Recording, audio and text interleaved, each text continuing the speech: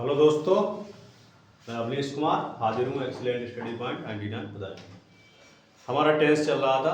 Present indefinite tense पढ़ लिया था हमने, पास्ट इंडेफिनिट टेंस पढ़ लिया था, फ्यूचर इंडेफिनिट टेंस पढ़ लिया था। उसके बाद हमने प्रेजेंट कॉन्टिन्यूस टेंस को पढ़ा था। फिर हमने जो है पास्ट कॉन्टिन्यूस टेंस को पढ़ा था, फिर फ्यूचर कॉन्टिन्यूस टेंस को पढ़ा था।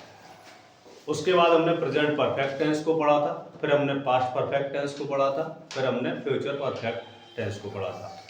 आज का जो हमारा टेंस रहेगा वो रहेगा प्रेजेंट परफेक्ट कॉन्टिन्यूअस टेंस। इसके बाद प्रेजेंट टेंस जो है बिल्कुल खत्म हो जाएगा। आइए देखते हैं इसकी पहचान क्या है। इस टेंस के वाक्यों में कार्य जारी होता है, जो भी कार्य हमारा वह जारी होगा, परंतु इन वाक्यों में कार्य के होने का समय, जो भी कार्य हो रहा है उसके होने का समय या तो निश्चित होता है या अनिश्चित होता है, जो इन वाक्यों को प्रेजेंट कॉन्टिन्यूअस टेंस से अलग करता है। नेक्स्ट जो है हमारा निश्चित समय के लिए क्या है, निश्चित समय है हमारा, ठीक है। तो उसके लिए क्या है हम, ठीक है, सेंस का प्रयोग करते हैं, और अनिश्चित समय के लिए हम फॉर का यूज करते हैं, ठीक है। आइए इसके नियम देखते हैं। इस टेंस के वाक्यों में वर्ब की फर्स्ट फॉर्म में क्या है, आईएनजी का हम इस्तेमाल करेंगे, प्रयोग करेंगे, ठीक है।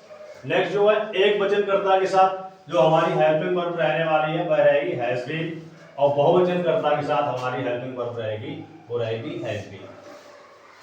अगला जो है नियम है नकारात्मक वाक्य है, यानी वाक्य में नॉट आता है, नहीं आता, तो नॉट का प्रयोग हम हैज बीन या हैव बीन के बीच में करेंगे। कहां करेंगे, मध्य में करेंगे।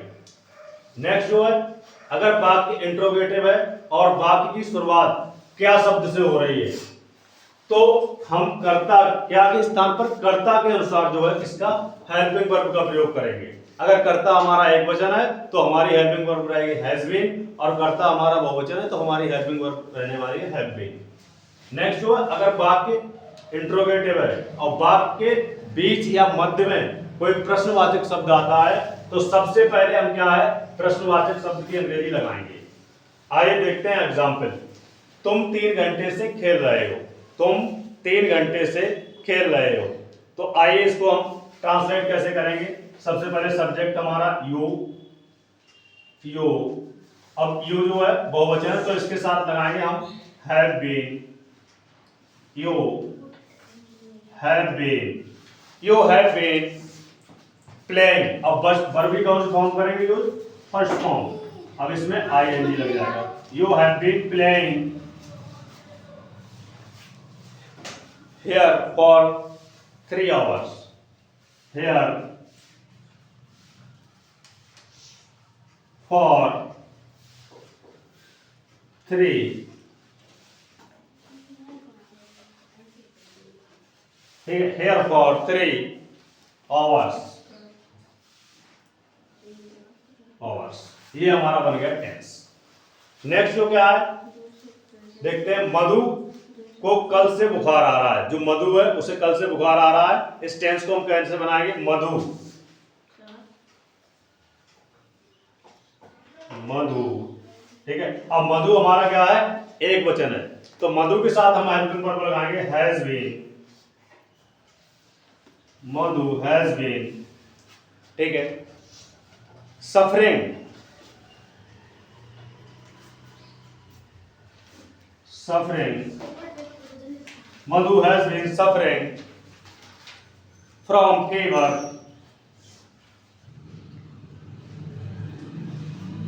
fever, Madhu has been suffering from fever since yesterday, since yesterday। Ma'am ये देखो दोस्तों, since yesterday। नेक्स्ट जो है कल सुबह से, वह कल सुबह से किताब नहीं पढ़ रहा है, वह कल सुबह से किताब नहीं पढ़ रहा है। आइए लगाई he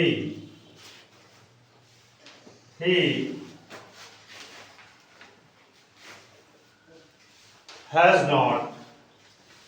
अब हमने बताया था नॉट का प्रयोग हैज और बीन के मध्य में करेंगे।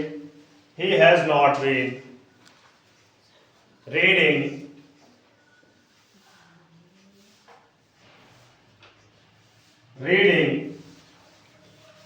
a book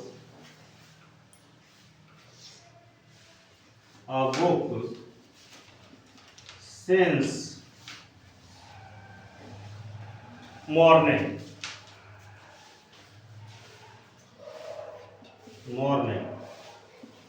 ये हमारा नेगेटिव सेंटेंस हो गया। अगला जो हमारा सेंटेंस है वो जो है प्रश्नवाचक है। क्या सुष्मिता 2 बजे से खाना खा रही है? तो इसको हम कैसे बनाएंगे? हैज, सुष्मिता एक वचन है हमारा, हैज सुष्मिता, हैज सुष्मिता। अब कर्ता के बाद क्या आ जाएगा हमारा? बीन। जो कर्ता है उसे मध्य में रखेंगे हैज बीन या हैज बीन के। सुष्मिता कुकिंग, नहीं eating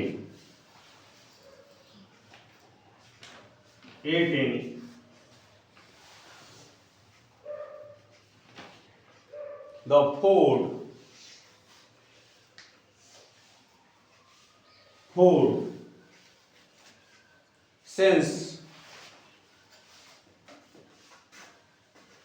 since 2 o'clock question mark चला।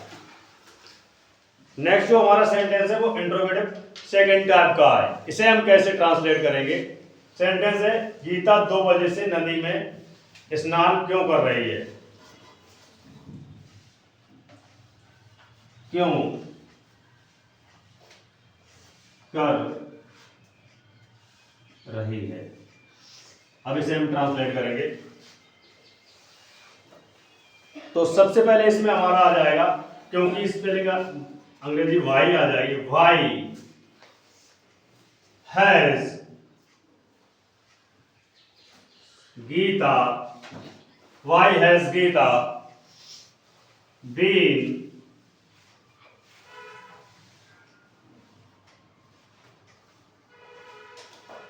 bathing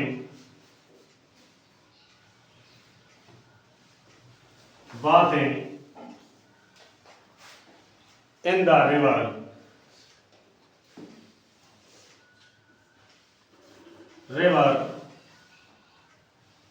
since 2 o'clock. Since 2 o'clock.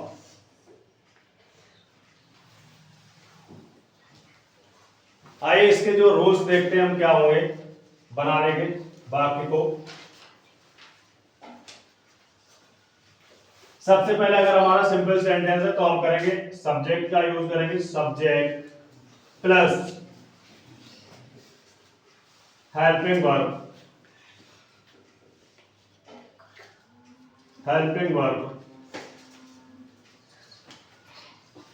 उसके बाद मैन वर्ब। और मैन वर्ब में क्या लगेगा? ING. Main verb ING plus object plus other word. अगर वाक्य हमारा नकारात्मक है तो क्या रहने वाली है समीकरण हमारी? सब्जेक्ट प्लस हैज या have not plus been main verb. Main verb में क्या लगेगा? आईएनजी, ऑब्जेक्ट, उसके बाद अदर वर्ड। अगर वाक्य हमारा इंट्रोगेटिव है तो समीकरण क्या रहेगी और वाक्य की शुरुआत क्या से हो रही है? तो हैज बीन, हैज या फिर लगाएंगे हैव प्लस सब्जेक्ट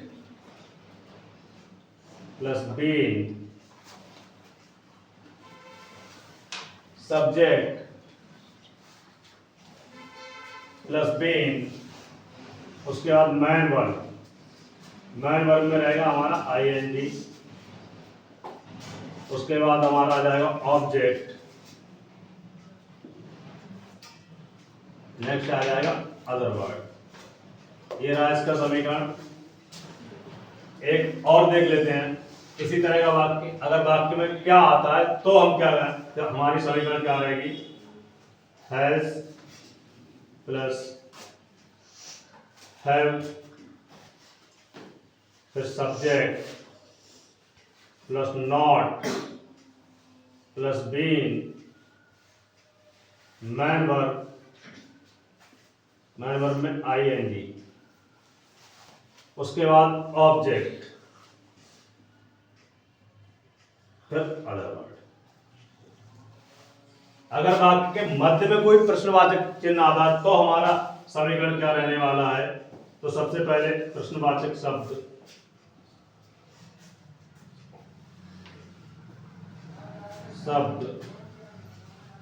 उसके बाद हैज या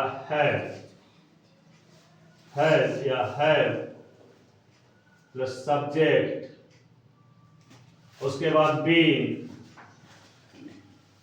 उसके बाद हमारा आ जाएगा मैन